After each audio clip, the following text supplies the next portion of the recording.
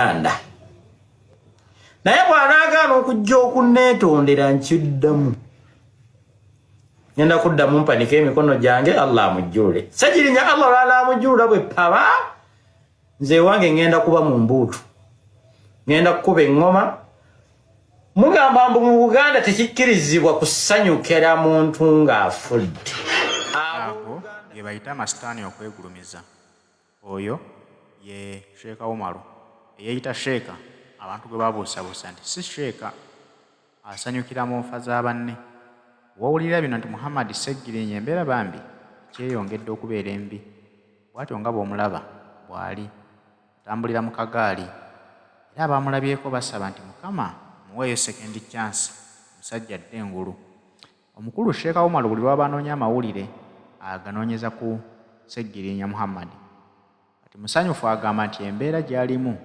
ye muwadde essanyu era agamba nti budde bwonna bagendamu bakomezaawo nga mulambo asuubiza nti olunaku lwalifa yajja kuba mu mbuutu ng'asagambiza nga mmwe abakaaba mukaaba kubanga yagamba tasobola kukaabira Ssegirinya naye teweerabira nti Ssegirinya muzadde era naye alina abantu be aba famire n'abaana be nabo bamwagala okulaba nga Mukama amwongeddeyo chance nga amuwadde obulamu obulala ono ye yeegulumiza lwa nsonga yakuba anoonya mawulire amanyi nti okufa kw'oli kujja kwongera okutumbula obufere bwe abantu bagambe nti wuma lwakola olaba yasabira Ssegirinya edduwa n'afa kumba ate ekyo kiba kyongera kumukkakkanya bukkakkanya n'olw'ensonga eyo tuleme okwegulumizanga ku bulamu bwa bannaffe obanga oli wamukyawa ate tokiraga nsi yonna tutambudde ne Haji Setu omusomi w'edduwa ye musajja akusomera dduwa nga mutuufu nga nekyakola akyekakasa Haji Setu babasomeddeko ku dduwa ze be basobola okumuweera obujulizi ne bagamba nti wamma ddala omusajja ono kyakola akyekakasa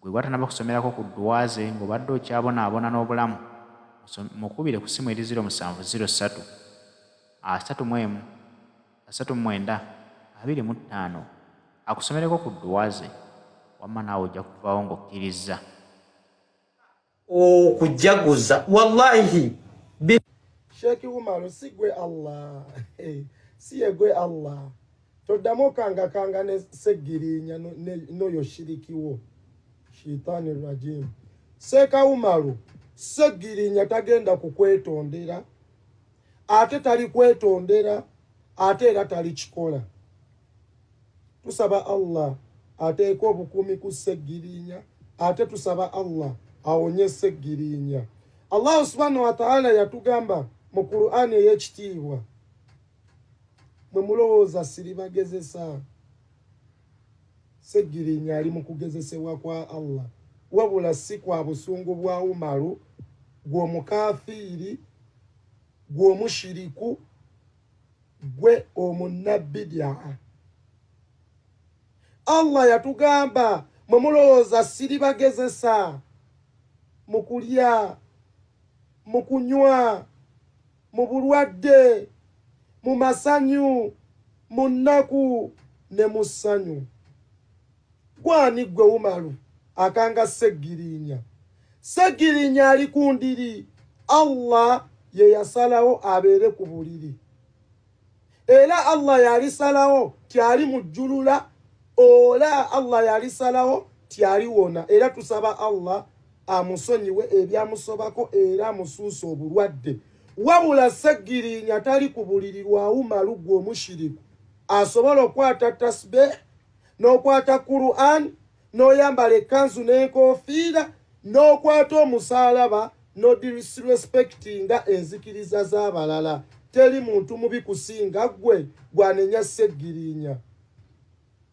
Allah subhanahu wa ta'ala atugamba yuhyi wa yumitu nzaawo obulamu ate era nzajjawo si gwe Umaru mubashira wa nadhira nze Allah wammwe nzaawo amasanyu ate nzaanakuwaza si gwe Umaru omushiriku toddamu n'okanga Ssegirinya ate era nga tali ready kwetondera ate nga tajja kwetondera mubashira wa nadhira oba manyi oli musajja musiraamu enkeera baba mu graduation abalala bali mu mbaga ng'abalala baziika yoyo Allah ebyo byonna tebituukawo lwa busungu bwa Ssegirinya ate Allah eyatutonda yasonyiwa sigwe asonyiwa kuba nawe totuukiridde.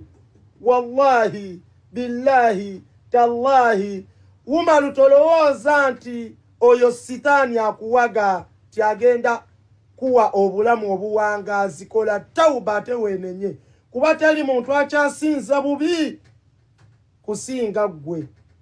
Teri muntu akyasinza bunnanfuusi kusinga gwe. Kyova olaba Nabbi Muhammad sallallahu alaihi wasallam yatugamba ayatul munafi'un thalathatu.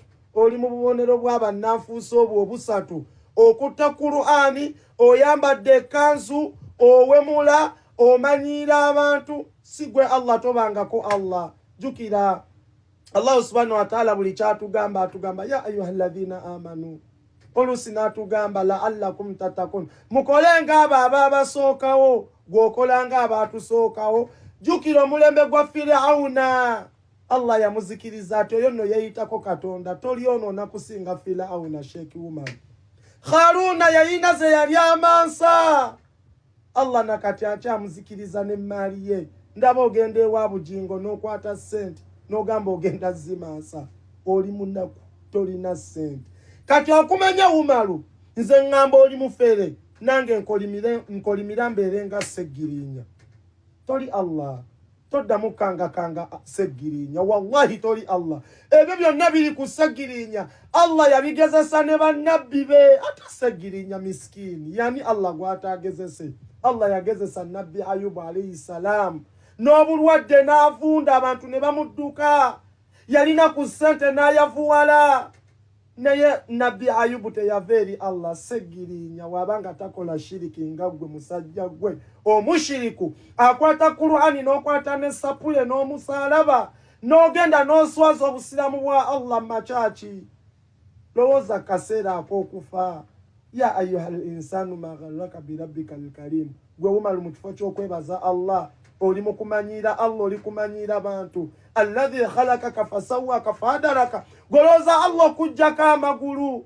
Obalooza Allah okuzikiriza kirimu eddakiika.